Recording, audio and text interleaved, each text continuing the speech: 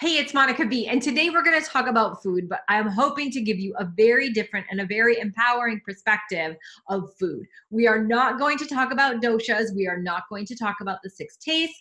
I want to highlight a little more organic, easy, intuitive approach to eating than you might be used to.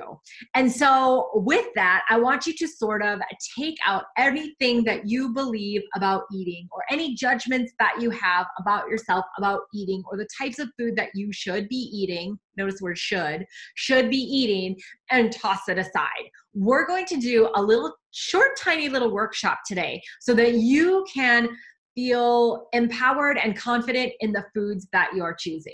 So to kick this off, we are going to, first of all, start by saying there is no such thing as Ayurvedic food. Okay, it comes from India, but that's just Indian food. Ayurvedic food can come from whatever land you come from whatever season. And whether the food is good or bad is going to depend on who you are as a unique person, the season, the state of your Agni, all these other factors that come into play on whether you can digest that food well. With that said, don't let that overwhelm you. That information was meant to be freeing for you so you don't have to overthink it. Okay, so right now we are going to talk about something that I go through with my individual one-on-one coaching clients. So pretend we're together.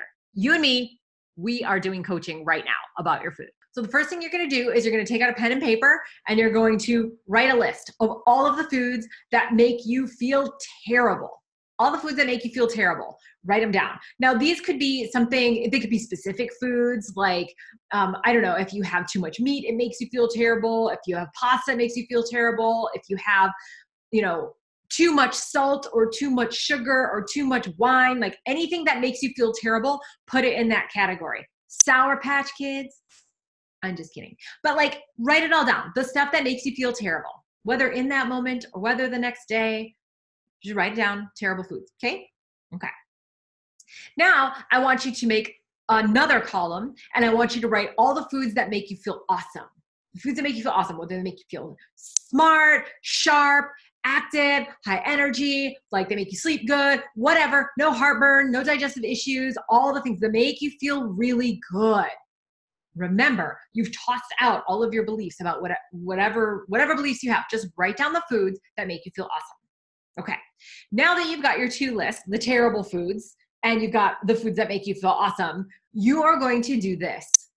You are going to choose to eat the foods on the awesome list all of the time or most of the time. You are going to eliminate or avoid mostly all of the foods on the list that makes you feel terrible. Is that not the shortest nutrition lesson you've ever had? Let me just share a quick story.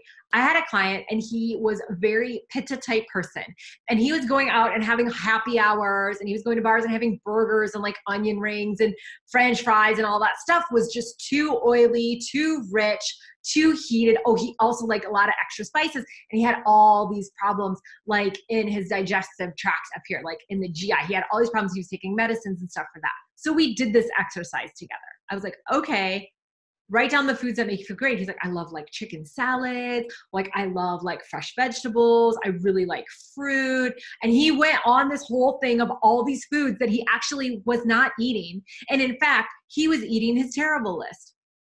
And so I was like, cool, make that change. And he made that change. And it was within a month, he was no longer on those medicines, because all he had to do was switch his foods. So I'm sharing the story for you to help empower you and to help you understand that you know yourself better than anybody else does, better than any online article, better than any certain diet that you might want to follow or whatever. You already know the answer to the question. And that eating is way more intuitive than we give it credit for. We think that we need some kind of plan. And totally, some of those plans work really well for some of the people. And it's because we're not all built the same way. We're completely unique individuals. So some of those plans work for somebody, and they're like, oh my gosh, for all the other people that are like me, this is going to be awesome. And that's true. It's just not going to always work for everybody. So I want you to understand that you are your own unique little meal plan. And so start eating these foods that make you feel awesome and to eliminate those foods that don't.